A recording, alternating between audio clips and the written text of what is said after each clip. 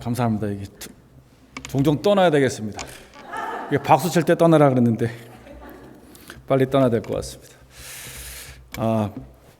벌써 떠날 시간이 되었어요. 캔사스 시티에서 안디옥 교회와 여러 성도님들을 만날 수 있도록 이렇게 기회를 주신 하나님께 정말 감사를 드립니다. 저희가 처음 교회 오는 날부터 목사님과 사모님 저희를 기다리셨습니다.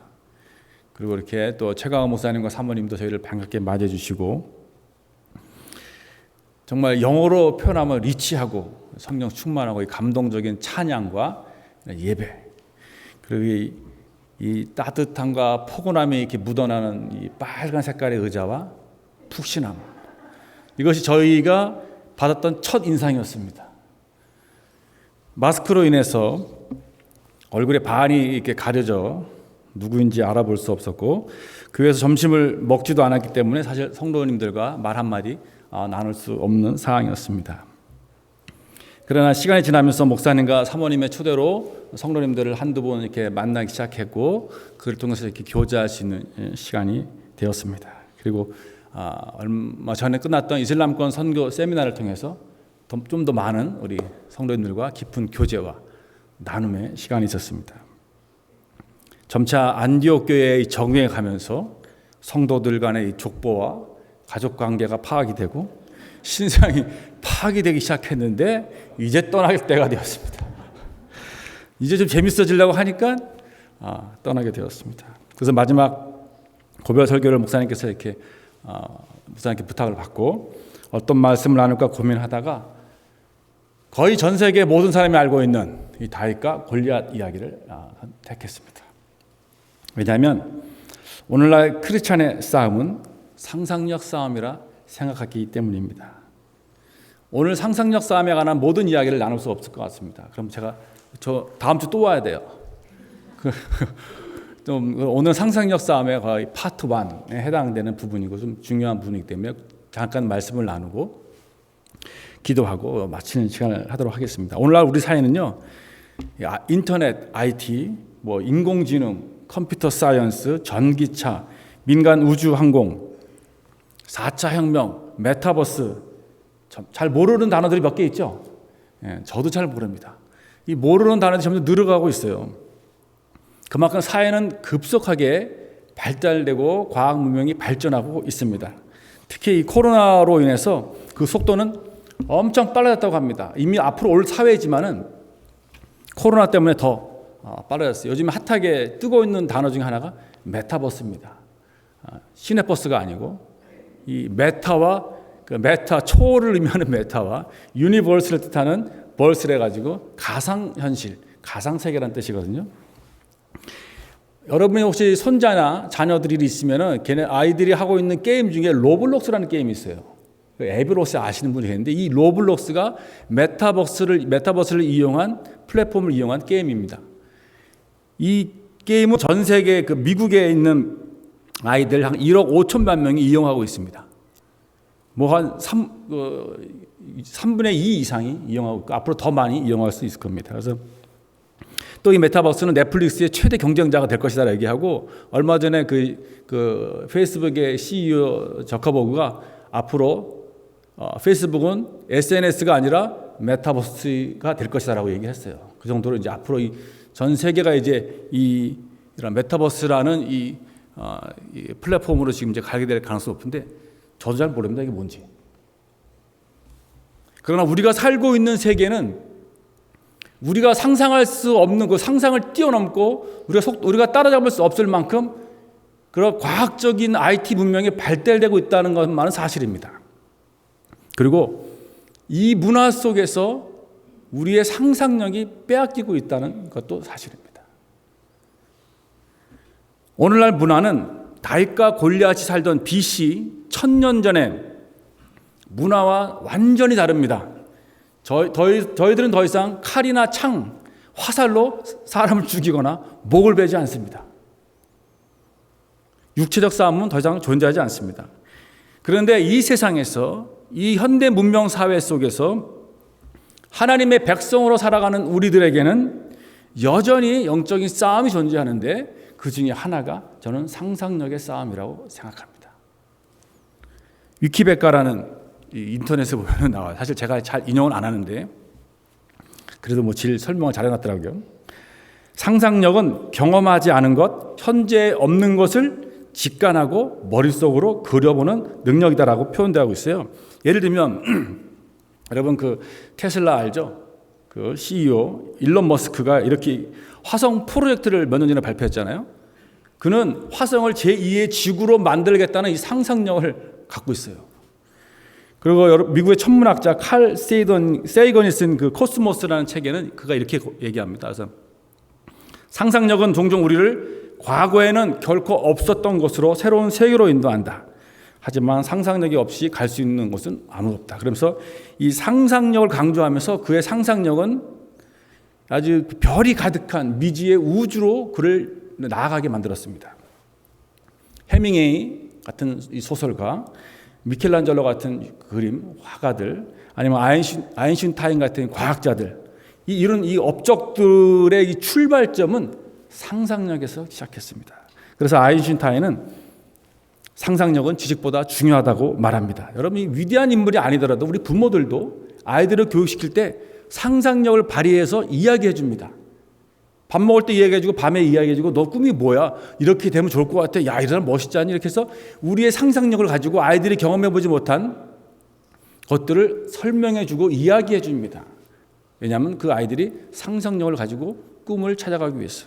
그런데 오늘 제가 여러분과 나누고 싶은 이 상상력은 이러한 상상력이 아닙니다. 유진 피터스 목사님이 쓴 책 다윗 현실의 뿌리 박은 영성이라는 책에 보면은 그 표현을 빌리자면 하나님께 사로잡힌 상상력입니다. 다시 말해 상상력은 하나님께 마음을 집중하는 능력입니다. 오늘 본문으로 잠깐 들어가면요. 오늘 본문은 지금 이스라엘 군대와 블레셋 군대가 이렇게 전투를 벌이고 있어 이 산과 저 산의 골짜기를 사이에 두고 지금 대치하고 있습니다. 그리고 대표 선수 한 명씩 나와서 승부를 봐서 지는 군대가 종이 되는 걸로 하자. 이렇게 지금 제안을 했어요. 블레셋 군대의 대표 선수는 누굽니까? 다 알다시피 골리앗. 보통 키가 2m에서 3m 정도라고 이렇게 하는데 정확히는 알 수는 없습니다. 이게 갑옷은 57kg. 그가 든 이 단창의 칼날만 7kg. 이 삼국지에 나오는 여포는요, 유비, 간우, 장비가 다 싸워도 지지 않았어요. 거의 이 여포랑 같이 여포처럼 밀리지 않는 거대한 골리앗이었습니다. 1대1의 싸움에서 그를 이겨낼 장수는 이스라엘에 아무도 없었습니다. 이스라엘 진영에는 대표 선수가 누구였습니까? 지금 아무도 없어요. 아무도 나서지 않았습니다. 사실 그 당시 이스라엘에서 남들보다 조금 더 키가 컸던 사람이 누구였냐면 사울왕이었어요. 머리 하나가 컸습니다. 다른 사람보다. 제일 용맹했다고 생각했던 사람이 사울왕이었는데 사울왕조차 두려움에 떨어서 지금 이 왕 텐트에 지금 숨어 있습니다.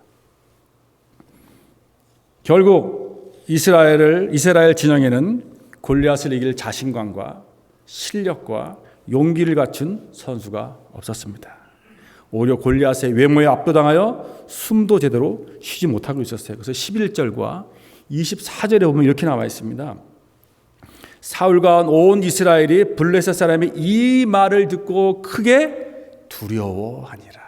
24절에 보니까 거기도 이스라엘 모든 사람이 그 사람을 보고 심히 두려워하여 그 앞에서 도망하니라. 이 두렵다는 말을 11절과 24절에서 계속 반복적으로 쓰면서 두렵고 결국은 이 블레셋 사람으로부터 도망하는 상황까지 발생했습니다. 온 모든 이스라엘 한 명의 예외도 없었습니다. 두려움에 사로잡혔고 도망가는 상황이었습니다. 아무도 골리앗과 싸워봤자 패할 게 분명하다고 생각했기 때문에 이길 자신이 없어서 다 숨어버린 것입니다. 이미 패배한 싸움이다. 싸워봤자 소용없다. 진 싸움이다. 싸워봤자 뭐해? 질 게 뻔한데. 싸워봤자 뭐해? 죽을 게 뻔한데. 라고 생각할 것입니다. 이런 생각은 종종 우리에게도 나타납니다. 예를 들면 도전해봤자 뭐해? 실패할 게 뻔한데. 새로운 제안을 해봤자 뭐해? 거절당할 게 뻔한데. 열심히 해봤자 뭐해? 욕먹을 게 뻔한데. 사랑해봤자 뭐해? 배신당할 게 뻔한데. 살아봤자 뭐해? 인생에 낙이 없는데. 이러한 그러한 감정들과 의식들이 우리 안에서 가끔 이렇게 나타날 때가 있습니다. 여러분, 지금 골리앗 앞에서 이스라엘 군사들, 모든 군사들입니다. 한 명도 예외가 없습니다. 모두 두려움과 불안과 무기력과 무력함과 패배주의에 빠져 있는 모습을 상상할 수가 있습니다. 이러한 심리적 현상을 보통 우리가 학습된 무기력이라고 표현하기도 합니다. 학습된 무기력은 새로운 시도와 도전을 하지 않고 무력함에 빠져 있는 상태를 의미합니다. 반복된 경험을 통해서 모든 것이 무의미하다고 느끼는 심리적인 상태입니다. 이런 화난 원숭이 실험이라는 이야기가 있어요. 들어보신지 모르겠습니다. 4마리의 원숭이를 한 방에 가뒀어요. 그리고 긴 장대 위에 꼭대기에 바나나를 하나 달아놨습니다. 배고픈 한 마리 원숭이가 장대를 타고 이제 올라갔습니다. 어서 이제 바나나를 이제 딱 잡으려는 순간 갑자기 천장에 있는 샤워기에서 물이 확 떨어지기 시작했어요. 그랬더니 원숭이가 깜짝 놀라서 장대에서 미끄러져서 내려왔습니다. 다른 옆에 있는 3마리 원숭이도 같이 물 세례를 받았고요. 다른 원숭이가 좀 이제 샤워기가 멈춘 다음에 다른 원숭이가 또 올라갔습니다. 또 손을 뻗어서 바나나를 잡으려는 순간 물이 확 내려왔습니다. 바나나를 먹으려고 시도를 했지만 장대를 오를 때마다 번번이 찬물 세례를 받았어요. 여러 번 이게 반복되자 원숭이들은 바나나를 먹으려는 시도를 포기했습니다. 그리고 다 포기한 상태에서 시간이 지나고 4마리 중에 1마리를 새로운 원숭이로 바꿨습니다. 그래서 새로운 원숭이, 신참 원숭이가 들어왔어요.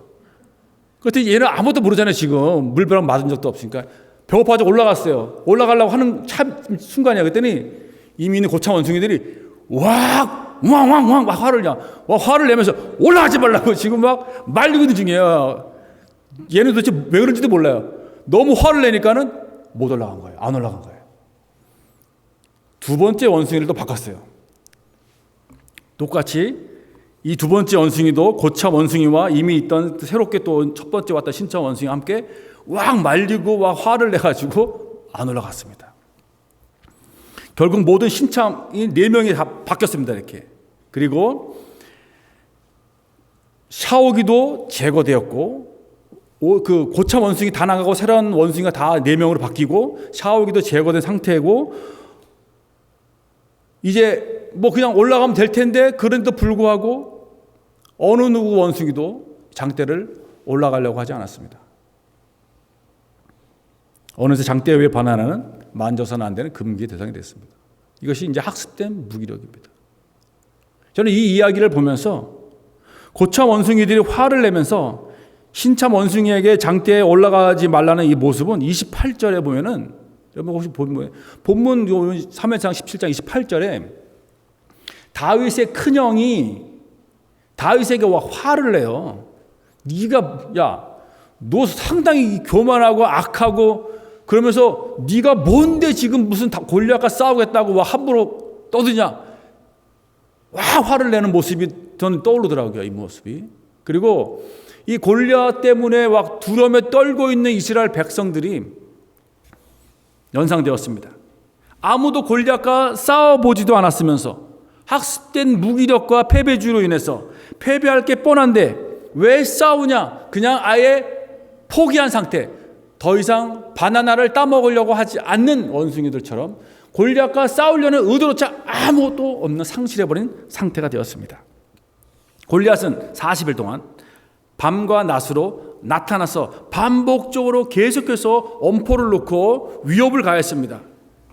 그가 반복해서 나타날 때마다 이스라엘 군사들은 반복된 두려움 속에 계속 갇혀 있었던 것이었습니다. 골리앗이 40일 동안 밤낮으로 나타나서 소리 지를 때마다 우리는 가망이 없어. 골리앗이 이길 수 있는 한 가닥의 소망도 없어. 이제 끝났어. 골리앗과 싸움은 무의미해. 도전은 부질없는 짓이야. 이 전쟁 자체가 이미 패배한 거야. 삶의 모든 것이 무의미해. 목숨이라도 부지하기 위해서 도망가고 회피하는 길밖에 없다. 아무도 골리앗과 싸워보려고 시도하지 않았으면서도 학습된 무기력으로 인해서 안 된다는 것입니다. 더군다나 여기 10절부터 36절에 보면은 이 골리앗이 이스라엘의 하나님을 모욕했다는 표현이 4번이 나옵니다. 그러니까 이 되게 수치를 주었어요. 되게 하나님을 모독하고 수치를 준 상황 속에서도 어느 하나 하나님의 이름이 모독되고 수치를 당하는 것을 그냥 거기 안에서 완전히 진짜 소위 말하는 그냥 이 너무 분에 놓여가지고 의로운 분에 가득해서 골리앗과 싸우려고 했던 사람이 아무도 없었어요. 그냥 하나님의 이름이 모욕당하면 뭐 그런가 보다. 지금 내 목숨이 지금 코앞인데 지금 내 죽을 팔자인데 지금 어떻게 지금 하겠냐. 아무도 하나님의 이름이 모욕을 당하건 말건 신경 쓰지 않았습니다. 왜 그랬을까요? 이스라엘의 모든 백성들은 지금 골리앗에 사로잡혀 있기 때문에 그렇습니다. 그때 두려움과 무력감에 사로잡혀 있던 이스라엘 진영에 한 선수가 나타납니다. 오늘의 주인공 다윗입니다. 그는 7명의 형이 있었어요. 그 중에 큰 형, 둘째 형, 셋째 형은 지금 전쟁에 참여하고 있었고요. 아버지가 그 당시에는 이 군인들이 군대에서 밥을 줄 형편이 안 되기 때문에 집에서 밥을 이렇게 공수해서 날랐어요. 배달했어요. 그래서 아버지가 다윗이 막내니까는 야, 너 가서 형들에게 밥 좀 전해주고 형들이 지금 살았는지 죽었는지 잘 지냈는지 돌아와라. 안부 좀 갖고 와라. 그래서 다윗이 간 거예요. 그 당시 다윗은 대략 나이가 한 14세, 15세 전이었습니다. 왜냐하면 보통 평균 20대 이상이 군대 갔으니까 다 위로 지금 한 4명이 더 있잖아요. 19, 18, 17, 16, 한 15세 정도밖에 안 된 거예요. 1년, 연년생으로 왔다 할지라도 형제들을. 다윗의 키도 이스라엘 그 고고학자들에 의하면 유대인들의 그 당시에 유대인들의 키가 평균이 한 155가 되지 않았을까라고 생각을 합니다. 그러니까 다윗의 키도 기껏 해봤자 뭐 한 156에서 64의 정도밖에 안 됐을 거예요. 사울도 그를 보고 되게 소년이라 어린아이라고 얘기했어요. 다른 이스라엘 군사들보다 더 작았을 것입니다. 객관적으로 골리앗과 싸워서 이길 확률은 거의 제로에 가까웠습니다. 다윗은 골리앗으로 인해서 두려움과 무서움, 불안에 휩싸여 있는 왕과 군사들에게 이렇게 말합니다. 32절에 골리앗 사람으로 말미암아 낙담하지 마십시오. 제가 가서 골리앗과 싸우겠습니다. 얼마나 멋있습니까? 조그만 애가 와가지고 군사훈련 한 번도 안 받았고 칼도 안 잡아본 애가 와가지고 그러니까 사울이 딱 보고 정신이 너의 용맹함이 기특하다만 너는 안 된다. 너는 소년이고 저기 골리앗은 싸움꾼이다. 도저히 안 된다. 너는 가면 죽을 것이다 라고 해요. 그때 다윗은 포기하지 않고 자신의 이야기를 합니다. 그것이 34절에서 37절에 나와요. 그는 양을 치는 목동이었습니다. 양은 가장 하찮고 어린아이가 쳤습니다. 집안에서. 그런데 그가 양을 지킬 때에 종종 사자나 곰이 와서 이렇게 양떼에서 양을 입에 물고 도망갔어요. 사자나 곰들이. 다윗은 그때 두려워하거나 도망가지 않았습니다. 오히려 양을 입에 물고 가는 사자와 곰을 쫓아가서 그 입에서 양을 건져냈습니다. 그럼 사자와 곰이 가만히 있겠어요? 전혀 가만히 있지 않아요. 다윗을 죽이려고 했겠죠. 다윗을 죽이려고 이제 막 달려드는 상황 속에서 다윗은 물러서지 않았습니다. 두려움과 불안과 공포에 사로잡혀서 몸이 얼지도 않았습니다. 오히려 사자와 곰에게 달려들어서 수염을 잡고 그 사자와 곰을 죽였다라고 얘기합니다. 물론 근거리 싸움은 아니었을 거예요. 제가 봤을 때 물매로 던져가지고 사자와 곰을 쓰러뜨리고 가서 수염을 잡고 아마 칼을 쳤을 가능성이 높습니다. 근거리에서 싸워봤자 다윗이 이기기 힘들어요. 그 얼마나 등치가 컸겠습니까? 다윗은 자신의 양치는 삶에서 경험했던 이야기를 하면서 37절에 사울왕에게 이렇게 이야기합니다. 37절 한번 성경책에 있으면 보시겠어요? 뭐라고 얘기하냐면 여호와께서 사자의 발톱과 곰의 발톱에서 건져내셨은즉 나를 이 블레셋 사람의 손에서 건져내시리이다. 다윗은 지금까지 사자와 곰으로부터 양을 지켜내고 사자와 곰과의 싸움에서 이긴 것을 여호와께서 나를 사자의 발톱과 곰의 발톱에서 건져내셨다라고 표현하고 있습니다. 하나님 나타난 거 아닙니다. 다니엘과 사자굴처럼 사자들이 조용히 그냥 다니엘 앞에 가지고 앉아가지고 그냥 이렇게 옆에서 왔어? 아니면 와가지고 사자들이 와서 다윗에게 나 왔어 이렇게 나 죽여줘 이렇게 하지 않았어요. 이런 기적과 이적이 없어요. 그는 목숨을 내걸고 싸웠어요. 자기가 곰에게 그냥 한 발에 확 날라 정말 이게 한번 쳐가지고 죽을 수 있는 상황이었습니다. 그런데도 불구하고 그가 하는 말은 뭐였냐면 여호와께서 나를 사자의 발톱과 곰의 발톱에서 건져내셨다. 그런 하나님을 본 적이 없습니다. 저는 다윗이 사용하는 이 단어와 표현 속에서 그의 상상력이 지금 하나님께 사로잡혀 있는 것을 볼 수 있습니다. 만약 그의 상상력이 다른 사람들처럼 골리앗에게 사로잡혀 있었다면 두려움에 따라서 그도 숨고 도망했을 것입니다. 그런데 그는 이렇게 당당하게 말하고 있습니다. 37절에 여호와께서 나를 사자의 발톱과 곰의 발톱에서 건져내셨은즉 나를 이 블레셋 사람의 손에서도 건져내시리라. 다윗의 대답은 하나님께 사로잡힌 상상력에서 나온 대답이었습니다. 그래서 우리가 중요한 것을 발견할 수가 있습니다. 그것은 뭐냐면 같은 단어가 두 번 반복돼요. 혹시 발견할 수 있겠습니까? 37절에 보니까 같은 단어가 두 번 반복되는데 그것은 뭐냐면 건져내셨은즉 건져내시리라 라는 표현입니다. 동일한 단어인데 하나는 과거형 히브리어 표현하면 완료형이고 하나는 미완료형 표현을 쓰고 있습니다. 완료형은 이미 하나님께서 나를 이미 과거에 나를 사자와 곰의 발톱으로 건져내시게 하셨다라는 의미입니다. 사역적인 동사입니다. 내가 한 게 아니고 하나님이 건져내셨다라고 표현하고 있는 거고요. 두 번째는 앞으로 하나님께서 나를 건져내실 것이다 라고 하는 표현입니다. 미완료형 표현을 쓰고 있어요. 동일한 단어가 하나는 과거고 하나는 미래로 사용하고 있습니다. 제가 여러분과 나누고 싶은 상상력은 오늘 우리에게 필요한 상상력은 뭐냐면 과거의 경험을 상상하며 과거의 경험에 근거해서 현실을 상상하는 능력입니다. 그런데 단순히 과거의 경험이 아닙니다. 하나님의 도우심을 경험했고 하나님의 기도 응답을 경험했고 하나님의 은혜를 경험한 우리의 과거를 상상하는 것입니다. 다윗은 자신이 양을 치면서 하나님의 도우심을 경험했다고 했습니다. 여호와께서 나를 사자의 발톱과 곰의 발톱에서 건지셨도다.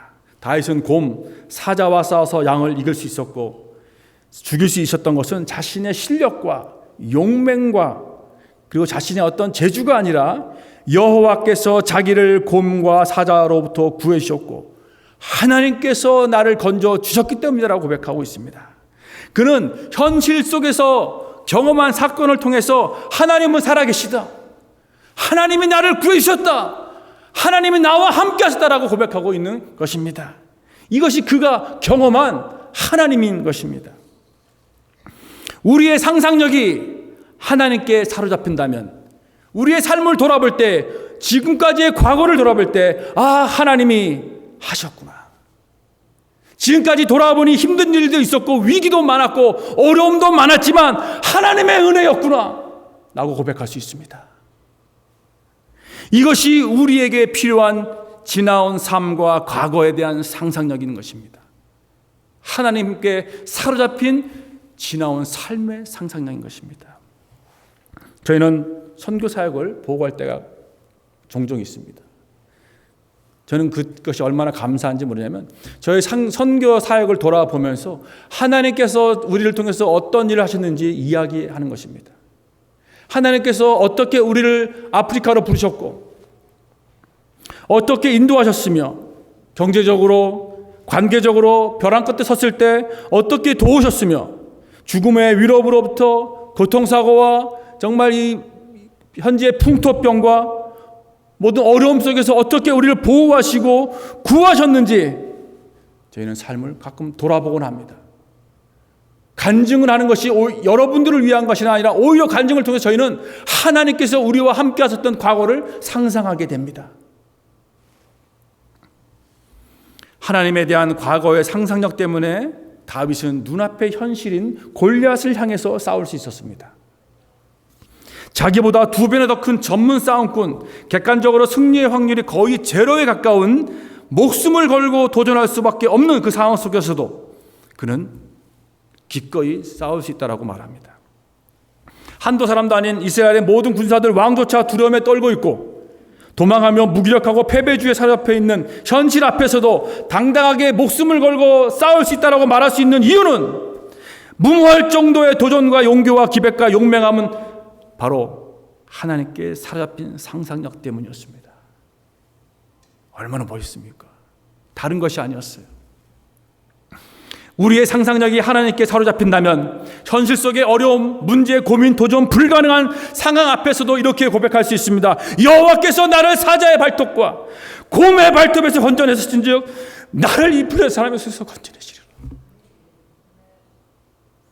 여러분, 하나님의 상상력을 잃어버리면 우리의 현실은 참혹합니다. 우리의 미래는 소망이 없습니다. 우리의 상상력이 하나님께 사로잡힌다면 지금까지 나를 인도하신 하나님, 우리의 자녀와 가정과 직장과 사업과 건강을 지켜주신 하나님은 살아계시다 라고 고백할 수 있습니다. 살아계신 하나님께서 무너진 관계와 사업을 회복시키시고 막힌 담을 오시고 닫힌 문을 여시고 세계를 만드시고 필요한 사람을 만나게 하시고 독수리처럼 날개치며 올라갈 힘을 주실 것이라고 믿습니다. 이것이 하나님께 사로잡힌 상상력의 사람의 고백인 것입니다. 다윗은 골리앗을 향해 달려가면서 45절에 이렇게 고백합니다. 너는 칼과 단창으로 내게 나아오거니와 나는 만군의 여호와의 이름 하나님의 이름으로 내게 나아가노라. 47절에 또 이렇게 말합니다.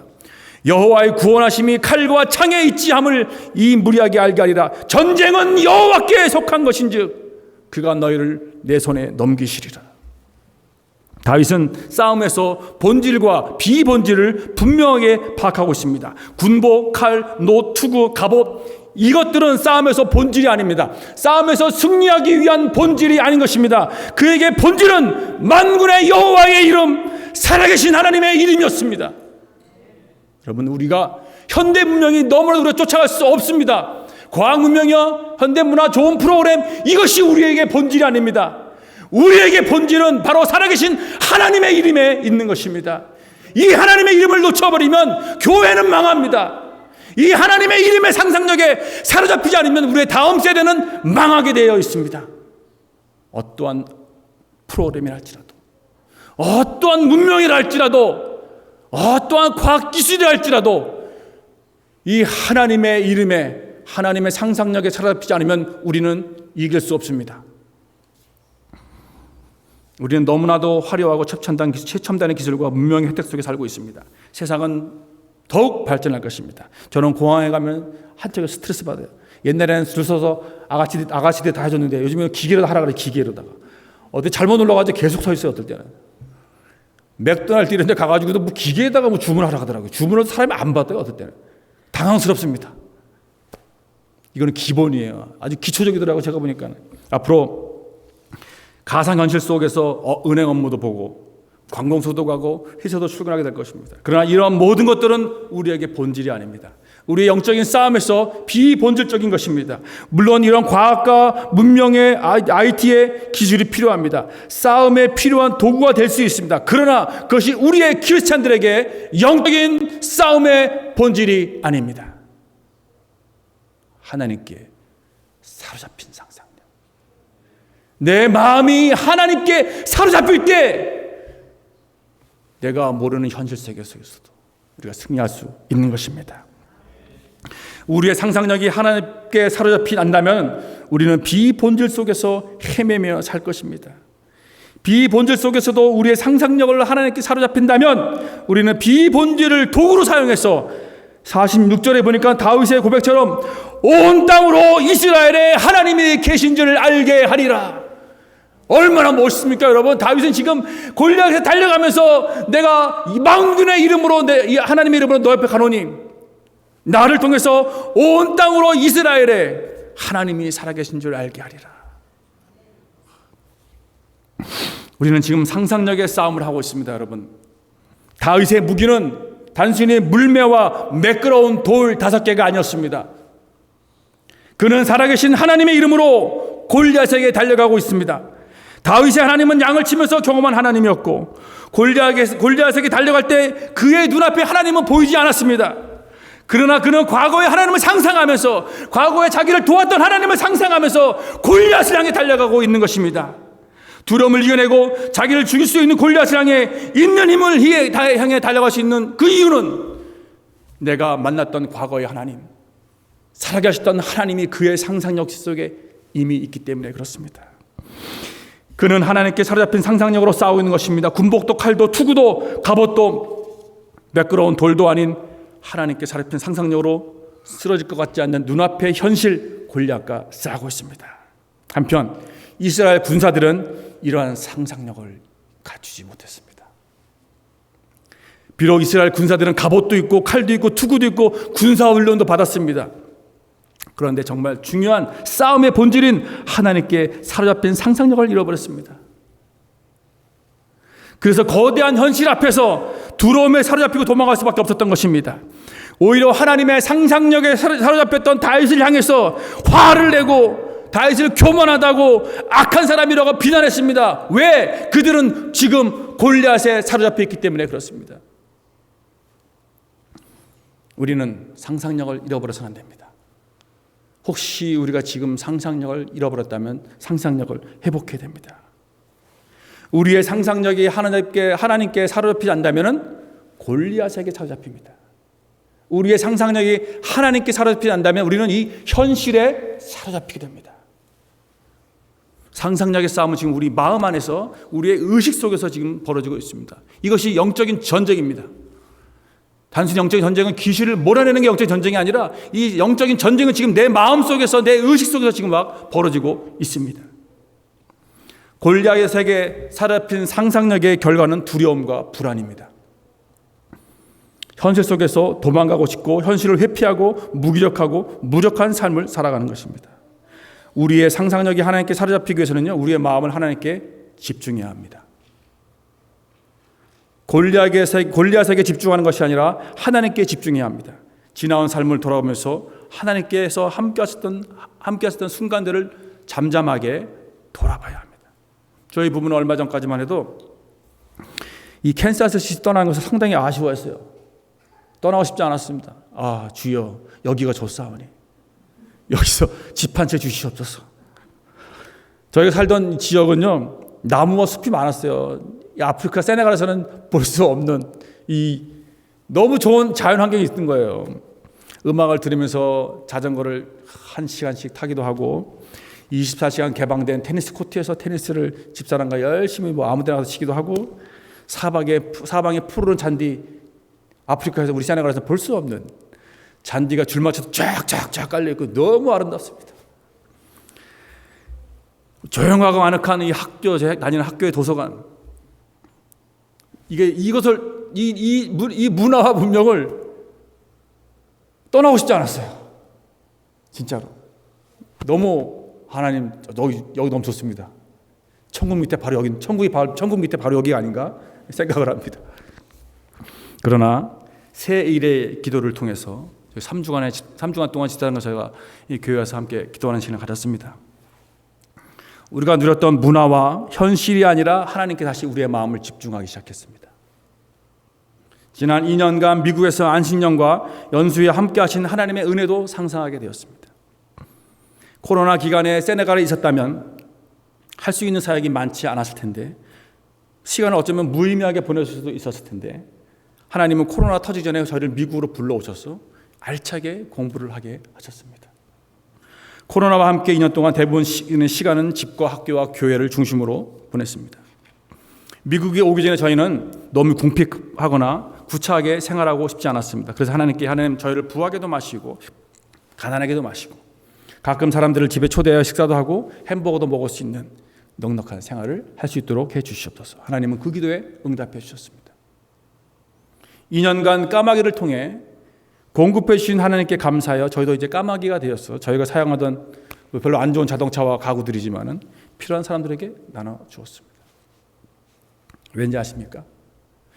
여호와께서 저희를 2년간의 미국 생활에서 건지셨은즉 저희를 한국과 세네갈에서도 건져내실 것을 믿기 때문에 그렇습니다.